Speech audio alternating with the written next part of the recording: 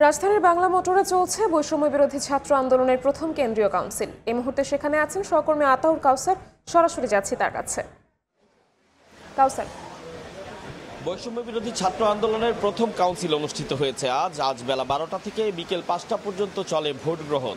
এর মাধ্যমে বৈষম্য বিরোধী ছাত্র আন্দোলন নতুন নেতৃত্বে আসছে এবং আমি আপনাকে জানিয়ে রাখি যে মোট 4টি পদে ভোট গ্রহণ হয়েছে। সভাপতি, সেক্রেটারি, সাংগঠনিক সম্পাদক এবং মুখপাত্র, এই মোট 4টি পদে ভোট গ্রহণ সম্পন্ন হয়েছে। বেলা 12টায় ভোট গ্রহণ শুরু হয়েছিল, বিকেল 5টা পর্যন্ত ভোট গ্রহণ চলেছে।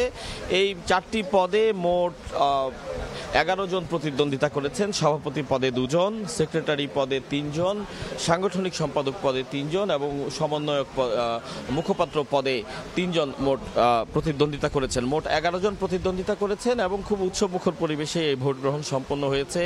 এখানে অনেকেই আছেন যারা খুব উৎফুল্লতার সাথে জানিয়েছেন যে জীবনে প্রথম তারা ভোট দিয়েছেন। এর আগে তারা ভোট দেওয়ার সেই অধিকার, তাদের যে ভোট দেওয়ার বয়স হলেও তারা সেই সময় জাতীয় নির্বাচনে ভোট দিতে পারেননি। অর্থাৎ এই যে ভোট দেওয়ার যে কালিটি, সে কালিটি আজই প্রথম তাদের হাতে লেগেছে, যার প্রেক্ষিতে অনেক উৎফুল্লতার সাথেই তারা তাদের ভোট গ্রহণ সম্পন্ন করেছেন এমনটি জানিয়েছেন।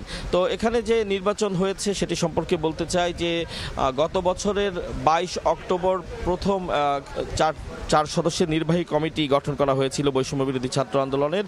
পরবর্তীতে এই কমিটিটি মোট বেড়ে 26 সদস্যের হয়েছিল। সে 26 সদস্যের মধ্যে 3 জন আজ এখানে নির্বাচন কমিশনারের দায়িত্ব পালন করছেন। তারা তাদের ভোটাধিকার প্রয়োগ করছেন না, তার প্রেক্ষিতে বাকি যে 23 জন, সে 23 জন মূলত ভোটার হিসাবে নতুন নেতৃত্ব তারা নির্বাচন করবেন।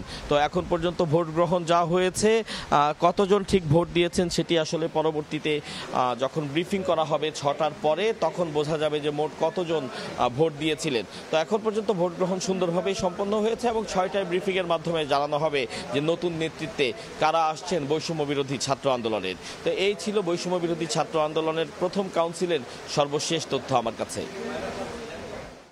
বাংলা মোটর থেকে সরাসরি যুক্ত হয়েছিলেন সহকর্মী আতাউর কাউসার।